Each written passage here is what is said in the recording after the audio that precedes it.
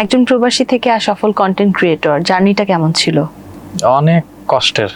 যারাই সেলুনের ব্যবসা দিক না কেন তারা বেশি দিন এই ব্যবসায় স্থায়িত্ব করতে পারবে না। কেন মনে হচ্ছে এটা আপনার কারণ কাছে? এটা চোখের বসে মানুষ গিয়ে বেশ কয়েকদিন চুল দাড়ি কাটাইবে, তারপর এইগুলো আমাদের আর যায় না কেউ। এমন কোনো সিচুয়েশন হয়েছে যে খাবার টোকাই করে বিদেশের মাটিতে খেতে হয়েছে? তো হলুদ সাংবাদিক আমাকে প্রচুর জ্বালাতন করছে।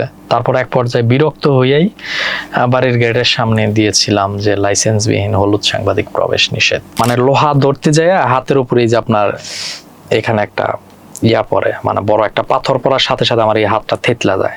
যেই মুখে আমি সঙ্গীত গাই সেই মুখে তুই আঘাত কইরা দিলি, আমি তোর মুখে দিব।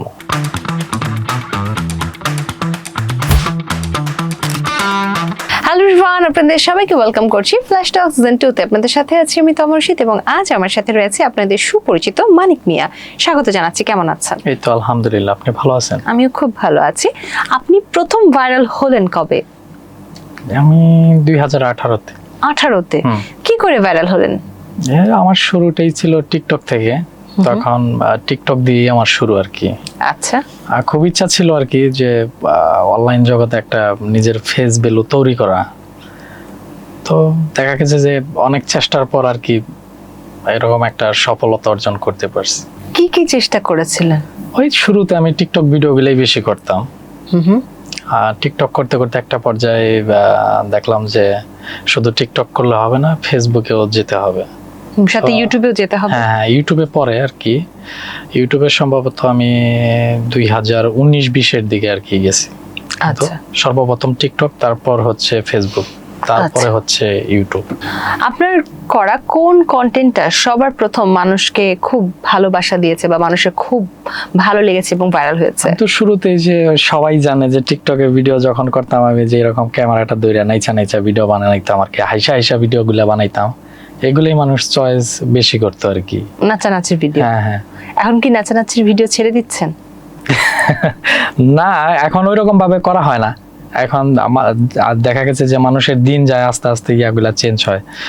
এখন দেখা গেছে যে আগে তো দেখা গেছে যে আমার মাথায় চুলটা একটু বেশি ছিল, এখন তো চুল একদম কম, আগের মতন চুল নাই। আর এখন ওইরকম নাচতেও মন চায় না, যে কারণে ওই টাইপের ভিডিওগুলো করা হয় না।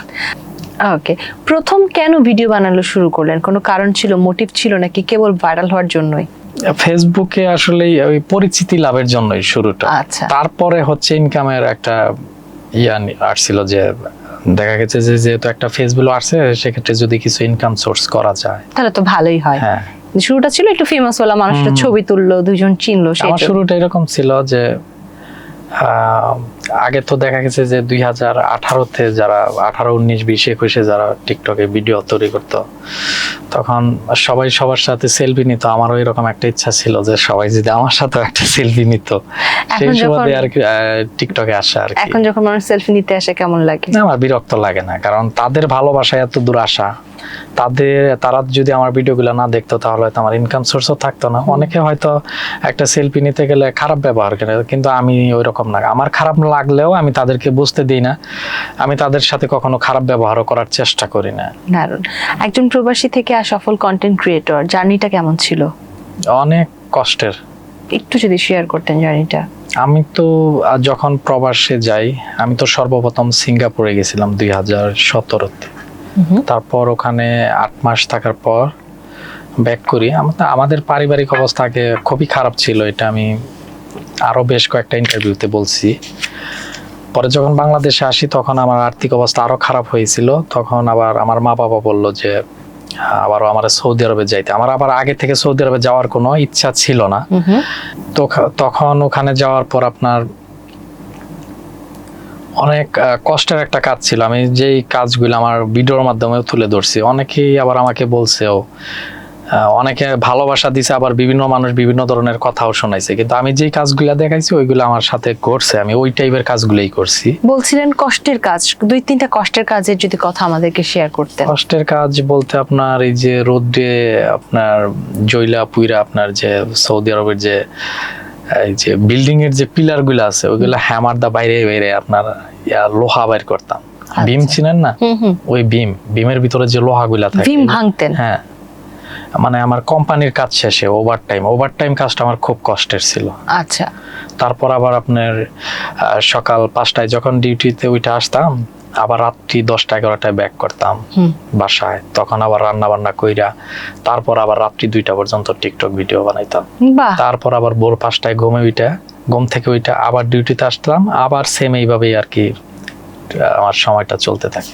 ওকে, সেক্ষেত্রে আপনি বলছিলেন যে কোম্পানি কাজের পরে ওভারটাইমের কাজগুলো খুব কষ্টের হ্যাঁ, ছিল। অনেক কষ্টের। ওভারটাইমে এক তারপর- প্রকার কাজই করতেন? কিছু সময় সৌদিদের বাসায় কাজ করতাম, কিন্তু বেশিরভাগ সময়টা আমি যে বাহিরে আপনার যে ভাঙরি মালগুলা যেগুলো, আমি তো আমার কাজকে কখনো ছোট করে দেখি না। এখন কে কি বললো সেটা আমার দেখার বিষয় না। আজকে আমি ওই কাজ করে এত দূর আসতে পারছি, লাখ স্বাভাবিক। লাখ টাকা ইনকাম করতে পারছি। এতে হয়তো অনেকেই নিজেকে বড় করার জন্য এই বিষয়গুলো একটু সিক্রেট রাখার চেষ্টা করে, কিন্তু আমি সৌদি আরবে ভাঙ্গারি টুকাইছি, তারপর ভীম ভাঙছি, এগুলা করছি। এগুলা করতে করতে আলহামদুলিল্লাহ আমি এত এগুলো দূর তো আসতে সফলতার পারছি। গল্প। তো এখন এগুলা যদি না করতাম তাহলে হয়তো আমি আমার ঘর বাড়িও করা সম্ভব ছিল না, ব্যবসা স্বাভাবিক। প্রতিষ্ঠানও করা সম্ভব ছিল না। আলহামদুলিল্লাহ। আপনার এই প্রবাস জীবনের সবথেকে কষ্টের মুহূর্ত কোনটা ছিল? সবচেয়ে কষ্টের মুহূর্ত আমার যে বিষয়টা, এটা আমি বলতেছি যে আমার সবচেয়ে কষ্টের বিষয় আমার বড় আম্মা, আমি যাকে চাচি আর কি, আমার বড় চাচার ওয়াইফ, আমি যখন সৌদি আরবে প্রথম যাই তখন উনি ক্যান্সার আক্রান্ত ছিল। আমাকে খুব আদর করত, অনেক ভালোবাসতো। ক্যান্সার আক্রান্ত হওয়ার পর উনি মারা যায়। তখন আমি প্রথম সৌদি আরবে আর কি যাই। তখন এই কথাটা শোনার পর আমার খুবই খারাপ লাগছে যে শুধু এটা আমার না, অনেক প্রবাসীরা আছে যখন তার প্রিয়জন, তাদের আপনজন যখন দেশে যে কোনো একটা সমস্যা হয় অথবা মারা যায়, শোনার পর তখন সে দেশে ব্যাক করতে পারে না, চাইলেও ব্যাক করা সম্ভব না। এটা হচ্ছে সবচেয়ে কষ্টদায়ক। একদম ঠিক। আরেকটা বিষয় হচ্ছে যে যখন একটা প্রবাসী, আমি নিজে জানি যে যখন একটা প্রবাসী দেশের বাহিরে ইনজুরিতে যায়, যে কোনো একটা অ্যাক্সিডেন্ট হয়, যে কোনো একটা দুর্ঘটনা হয়, এই যে যেমন ধরেন আমার হাতের যে অবস্থাটা, এইটা কাজ করার সময় যে আপনার যে বড় বড় টেইলার গুলো আছে না, ওই টেইলারে যে বিল্ডিং এর যে আপনার পাথর, তারপর বিভিন্ন ধরনের যে মানে ইট টিট, তারপর লোহা টোহা, এগুলা টোকানোর জন্য যাইতাম। আপনার ওই যে টেইলার গুলা তখন ডাম্পিং করতো, তখন ওই মানে লোহা ধরতে যায় হাতের উপরে যে আপনার এখানে একটা পরে, মানে বড় একটা পাথর পড়ার সাথে সাথে আমার এই হাতটা থেতলা যায়। তখন এই হাতের কোনো অস্তিত্বই ছিল না। তখন আপনার ইংল্যান্ডের এক ডক্টর দিয়ে ট্রিটমেন্ট করাইছিলাম। আমার যে তখন কতটা কষ্ট হয়েছে যে আসলে প্রবাসে একটা মানুষ অসুস্থ হইলে তাকে দেখার মতো কেউ নাই, তাকে জিগানোর মতন কেউ নাই যে তুমি খাইছো কি খাইছো না, মানে এটা মানে বিশাল বড় একটা সমস্যা। এখন হাত স্বাভাবিকভাবে কাজ করতে হ্যাঁ, পারে? এখন স্বাভাবিকভাবে হাত কাজ করতে পারে, কিন্তু তবে এই যে যখন আপনার সাথে এই ঘটনাটা ঘটলো, ডেফিনেটলি আপনার সারা জীবনের জন্য হাতে একটা দাগ হয়ে থাকলো, তখন যাদের জন্য কাজ করতেন তারা কি সাহায্য করেনি? এটা কোম্পানি খরচ বহন করছে আর কি। কিন্তু শুধু তো টাকাই একটা মানুষের জীবনে সাহায্য হতে পারে না, না। ভালোবাসাও একটা বড় সাহায্য। না, ওই রকম ভাবে আমি কোনো কিছু পাই নাই। তবে আমার একটা ফোরম্যান ছিল, উনি আমার জন্য অনেক কিছু করছে। ওনার বাসা হচ্ছে বরিশাল। মানে আমার মানে তার কথা বলার মতো নয়। উনি যদি আজকে আমার হয়ে এই কাজটা না করতো তাহলে হয়তো আমার অন্তত 20,000 রিয়াল নিজের দিতে হইতো। আমার স্যালারি ছিল মাত্র 700 রিয়াল। 20,000 রিয়াল আমার জন্য অনেক কিছু। তো উনি কোম্পানি থেকে পেপার নিয়ে যেভাবে একটা ম্যানেজমেন্ট করে উনি আমাকে একটা ব্যবস্থা করে দিয়েছে। তবে ওনার জন্য আমার অন্তঃস্থল থেকে দোয়া ও ভালোবাসা। বরিশালের মোবারক ভাই, ফোরম্যান। এমন কোনো সিচুয়েশন হয়েছে যে খাবার টোকাই করে বিদেশের মাটিতে খেতে হয়েছে? না, ওই রকম হয় নাই। তবে অনেকেই বলছে যে আমি খাবার টোকাইয়া খাই, আসলে কিন্তু তা নয়। কাজের ফাঁকে, এটা বলদিয়ার কাজ যারা করে, কাজের মধ্যেই দেখা গেছে যে খাবারটা কিনা নিয়ে আইসা ওই মাটির মধ্যেই বৈশা খায়। এটা অনেক বলদিয়ার লোকেরাই খায়, আমিও খাইছি, আমি নিজে খাইছি। কিন্তু খাবারটা তো আমি ডামেতে টোকাইয়া খাই নাই, আমি কিনা নিয়ে আইসা খাইছি। তা কাজের মধ্যে ধুলাবালি মাইখা এখন কি আমার রেস্টুরেন্টে বৈশা খাওয়া সম্ভব? আমার তো কাজ ফাঁকি দিয়া খাওয়া সম্ভব না। আমার কাজ শেষ, ওখানেই বিরতি দিছে, আমি ওখানেই বৈশা খাবারটা খাইয়া নিছি, ব্যাস। অনেকে তো এটাও বলে যে পাবলিক সিম্প্যাথি নেয়ার জন্য আপনি মানুষের ইমোশন নিয়ে খেলা করেন। এটা সম্পূর্ণ ভুল। আমি মানুষের সিম্প্যাথি নিয়ে কেন খেলবো? আপনার বিশ্বাস না হয় আপনি আমার কোম্পানিতে খবর নিয়ে দেখেন। আমি যেই কোম্পানিতে ছিলাম, দাম্মাম আল কাতিফ সালমান আরব কোম্পানি, বলদিয়া কোম্পানি। আপনি ওখানে গিয়ে খবর নিয়ে দেখেন, আমার ফোরম্যান, মুদির, প্রজেক্ট ম্যানেজার সবাই চিনে আমাকে, সবাই জানে আমি মানিক মিয়া কেডা। আমার প্রজেক্ট ম্যানেজার ওনারাও জানে। ওকে, অনেকে তো বিদেশে যে প্রতারিত হচ্ছে তাদেরকে নিয়ে কি বলবেন, যারা প্রতারিত হচ্ছে প্রতিনিয়ত? যারা প্রতারিত হচ্ছে আমি তাদেরকে সবসময় বলবো, আমরা অনেক সময় দেখা গেছে যে একজন মানুষ যদি বিদেশ যাইতে নিষেধ করে বাংলাদেশের মানুষকে, তখন সে মনে করে আমি হয়তো যে টাকা কামাইমো এই জন্য আমরা নিষেধ করতেছে। না ভাই, তুমি প্রবাসী হতে চাও, তুমি হও, কোনো সমস্যা নাই, কিন্তু তুমি প্রবাসে যাওয়ার আগে একটা কোম্পানি সম্পর্কে যাচাই বাছাই করো, তারপরে তুমি একটা স্যালারি, মানে ভালো অ্যামাউন্টের একটা স্যালারি নিয়ে যাও। কিন্তু অনেকে দৌড়ের উপরে যাইয়া পস্তায়। প্রবাসে যাওয়ার আগে বিবেচনা করতে হবে কোম্পানিটা কেমন হবে, স্যালারি কত টাকা দিবে, সুযোগ সুবিধা, হ্যাঁ, ডিউটি কত ঘন্টা, ওভার টাইম আছে কিনা, সবকিছু যাই না শুই না তারপরে যাইতে হইব। ওকে, তাহলে ধরা খাওয়ার চান্স নাই। ওকে ভাই, অনেক আলোচনা হচ্ছে, একটা গেম সেগমেন্টে যাব। ভিউয়ার্স, চলে যাচ্ছি গেম সেগমেন্ট গেস দ্য ওয়ার্ডে।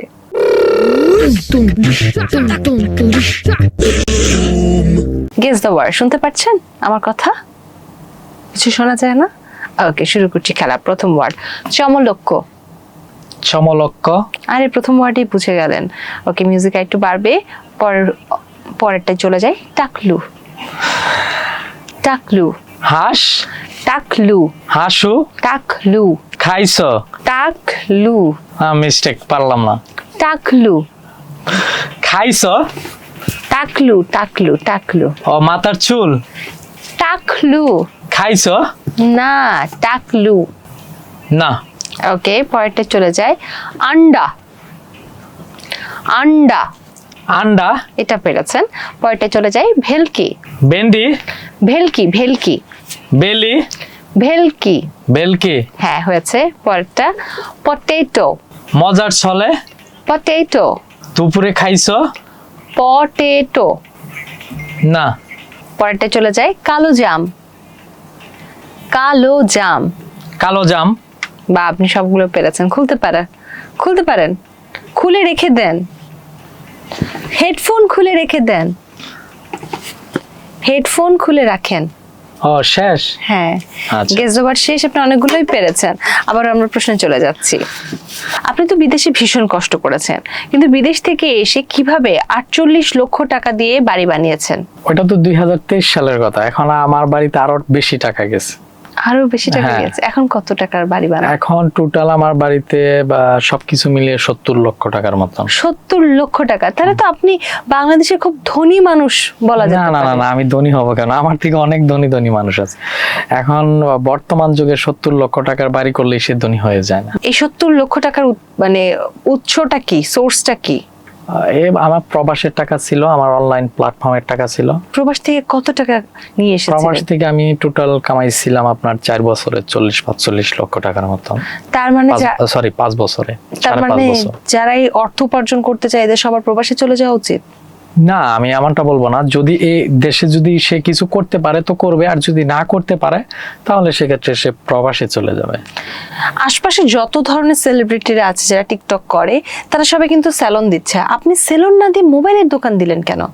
এখন সবাই যদি সেলুন দিবে, আমার সেলুন দিতে হবে এমন তো কোনো কথা না। আর এই যে এই সেলুনের ব্যবসা নিয়ে অনেকে অনেক ধরনের কথা বলে, এই জন্য আমি সেলুনের ব্যবসায় যাই নাই, আমি মোবাইল শপই দিছি। কি কথা বলে সেলুন ব্যবসা অনেকে নিয়ে? এই যে নাপিতের ব্যবসা বলে, অনেক ধরনের কথাবার্তা বলে। আর সেলুনের বিজনেস এটা বেশি দিন লাস্টিং করবে না। যারাই সেলুনের ব্যবসা দিক না কেন, তারা বেশি দিন এই ব্যবসায় স্থায়িত্ব করতে পারবে না। কেন মনে হচ্ছে এটা আপনার কারণ কাছে? এটা ঝোঁকের বসে মানুষ গিয়ে বেশ কয়েকদিন চুল দাড়ি কাটাইবে, তারপরে এগুলো আমাদের আর যায় না কেউ। ওকে, তার মানে আপনি বলতে চাচ্ছেন যারা এইভাবে সেলিব্রিটিরা সালন দিচ্ছে তারা কেউ অনেকে দক্ষ তো মানুষ? সেলুন বিক্রিও কইরা ফেলাইছে। মানে ব্যাপারটা কি এরকম, তারা কেউ দক্ষ বিউটিশিয়ান আনছে না? আমি বলি এগুলা আপনার দেখা গেছে যে কাটার নিয়ে অনেক ঝামেলা বাজে। কাটার আজকে একজন থাকলে পরের দিন থাকে না। এভাবে কাটার কালেকশন করতে করতে তাদের দিন শেষ। আর এইগুলোর মধ্যে নতুন নতুন হয়তো উদ্বোধনের কয়েকদিন মানুষ যাওয়া আসা করে, তারপরে এগুলোর মধ্যে কেউ যায় না। আচ্ছা, সেটা হচ্ছে দেখা যাবে সামনে ওরা আদৌ থাকতে পারছে কিনা, সবাই সাস্টেইন এইগুলা করতে সেলুন পারছে না। ব্যবসায় একটাও থাকবে না, সব শেষ। আপনার স্ত্রীর সাথে আপনার পরিচয়, বিয়ে কিভাবে হলো? এটা অনলাইনে পরিচয় আর কি তার সাথে। সেও টিকটক করতো? হ্যাঁ। এবং তারপরে পরিচয় এবং বিয়ে, পরিবার কি রাজি ছিল? প্রথমত তার আম্মা রাজি ছিল না। আমার আমার ফ্যামিলিও রাজি ছিল না যে এত দূরে তারা আমাকে বিয়ে করাবে না। আমি বলছি যে না, আমি যদি তাকে নিয়ে সংসার করে খাইতে পারি তাহলে তোমাদের আপত্তি কোথায়? তোমাদের সব কথাই তো আমি রাখছি, কিন্তু আমি যাকে নিয়ে সংসার করব এখানে তোমরা বাধা দিলেও আমাকে আটকাইতে পারবে না। আর সে তার পরিবারকে কিভাবে ম্যানেজ করেছে?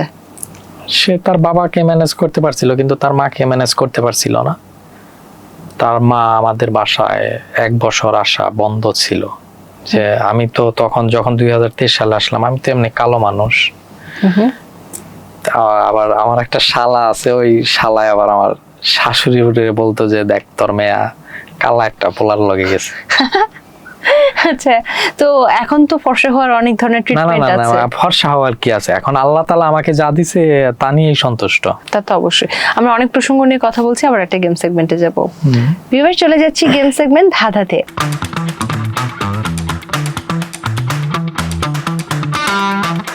ধাঁধায় আপনি কেমন? না, এগুলোর মধ্যে আমি এতটা এক্সপার্ট না। ওকে, প্রথম ধাঁধা আপনার জন্য, দেখবো আপনি আসলে এক্সপার্ট কিনা।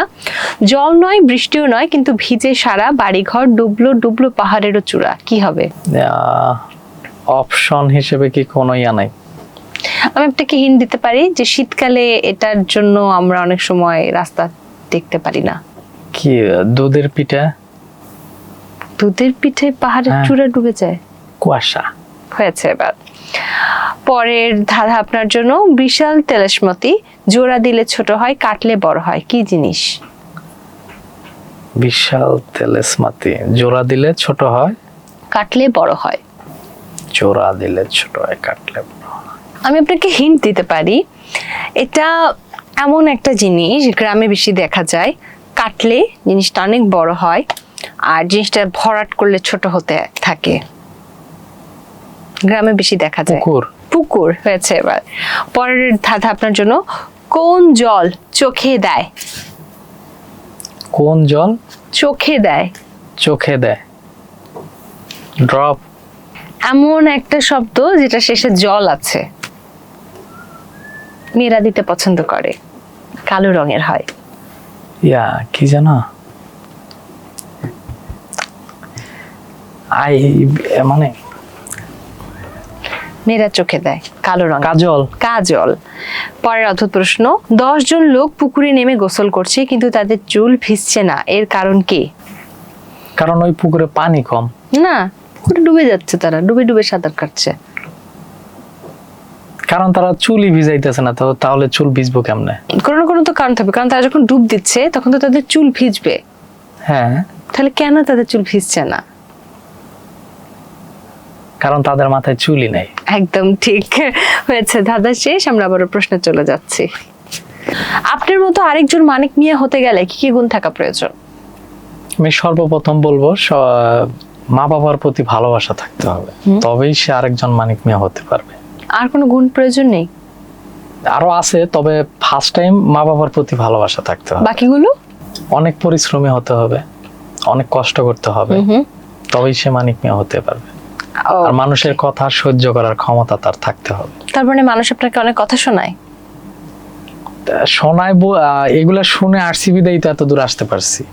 নিশ্চয়ই। কি কি বাজে মন্তব্য শিকার হয়েছেন এখন কি পর্যন্ত? বাজে মন্তব্য বলতে সেটা নয়, তবে এই প্ল্যাটফর্মে আসার পর অনেকে অনেক ধরনের কথা বলছে যে এগুলা কইরা কি হইব, এগুলা করলে কি মানুষ টাকা পয়সা দিব, এই সে হ্যান ত্যান বক্কর চক্কর অনেক ধরনের কথা শুনছি। আচ্ছা, তাদেরকে তো এখন চোখে আঙ্গুলতে দেখিয়ে দিতে পারেন। তখন আমি মনে মনে একটা কথাই বলতাম, যখন এই প্ল্যাটফর্ম থেকে ইনকাম সোর্স শুরু করবো তখন বুঝতে পারবা যে এই প্ল্যাটফর্ম থেকে আমি কি পাইছি। এখন তারা বুঝতে পারে? অবশ্যই বুঝতে পারে।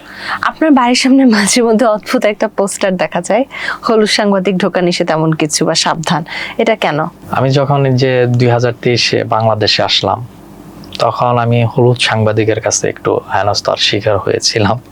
আজে বাজে প্রশ্ন, মানে আছে না যে এত বছর পর দেশে আসতেছি, কিছু হলুদ সাংবাদিক যাই আমাকে বেড়া বেড়া শুরু করছে।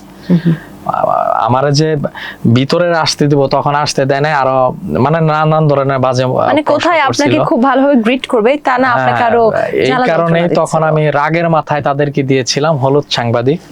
তারপর বাড়িতে আসার পর তো হলুদ সাংবাদিক আমাকে প্রচুর জ্বালাতন করছে।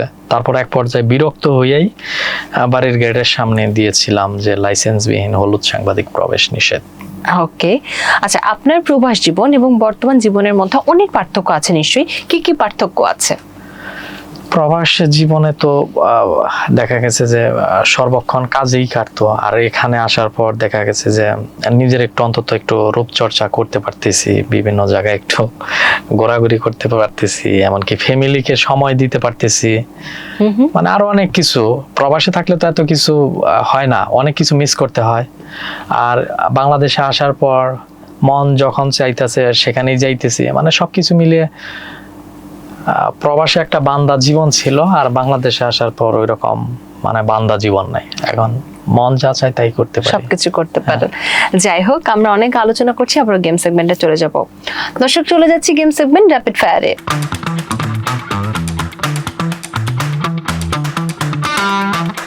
র্যাপিড ফায়ারে আমি প্রশ্ন করব, ঝটপট এক কথায় উত্তর দিতে হবে। প্রথম প্রশ্ন, প্রিয় ফুড আইটেম কি? বার্গার। ভ্রমণ করতে গেলে কোন জায়গা সবচেয়ে পছন্দ?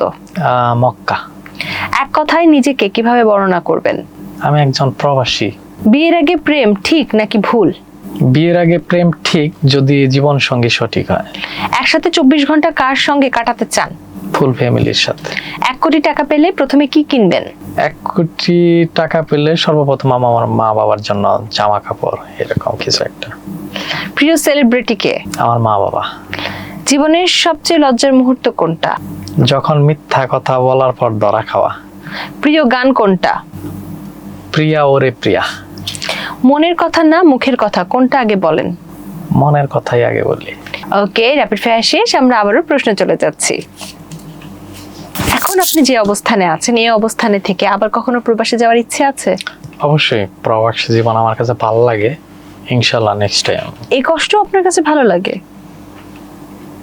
যদিও এখন আর ওইরকম কষ্ট হবে না, শুরুর যাত্রাটা যদিও কষ্টকর ছিল, তবে প্রবাস জীবন কষ্টের থাকলেও মাস শেষে একটা বিগ অ্যামাউন্টের টাকা করা যায়। আমার কাছে প্রবাস জীবন ভালোই। আর প্রবাস মানে যাতায়াত ব্যবস্থাটা খুবই ভালো, ওই দিকের কালচার খুব ভালো। আপনার মাসিক ইনকাম কত টাকা, সর্বোচ্চ এবং সর্বনিম্ন? আসলে ওইটা আগে ছিল, এখন বর্তমানে ওইরকম ফেসবুকে ইনকাম নাই। ওই মাস শেষে চা পানের টাকাটা আসে 20-50 এরকম। আচ্ছা, সর্বোচ্চ 50? হ্যাঁ। আর সর্বনিম্ন? এই কোন মাসে আসে আবার, মানে সর্বনিম্ন এই তো 20-25 এরকম। আচ্ছা, মানে সর্বনিম্ন 20-25 লক্ষ, সর্বোচ্চ 50 লক্ষ? 20-25 হাজার। হ্যাঁ। আচ্ছা, আপনারা বললে এখন আমরা তো শুনতে বাধ্য, বাকি বিশ্বাস করব কি করব না সেটা অডিয়েন্স বলবে আসলে। আপনার জীবনের এমন একটা সিক্রেট বলুন যে এখন পর্যন্ত কেউ জানে না।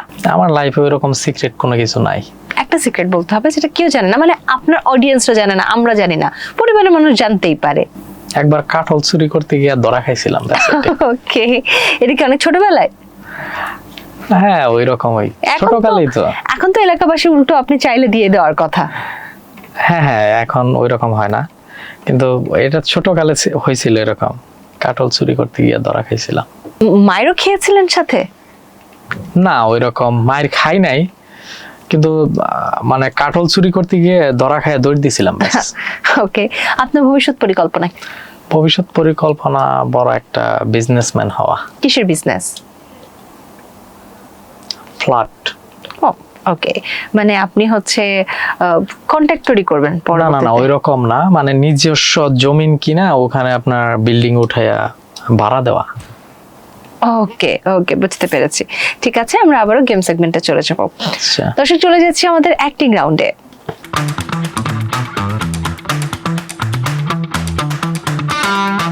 এখন 4টার মধ্যে একটা চুজ করতে হবে। 4টার মধ্যে একটা দিলাম, এটাই। এবার এটা মুখস্থ করে ক্যামেরায় ডায়লগ দিতে হবে। ওমা,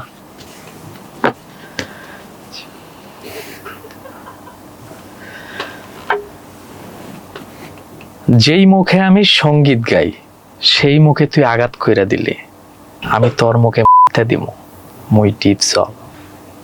ওকে, আবারও আরেকটা চুজ করতে হবে। ওকে,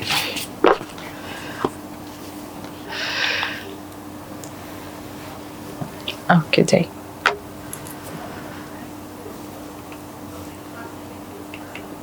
মাইসেলফ শামসুল রহমান ওরফে অ্যালেন স্বপন।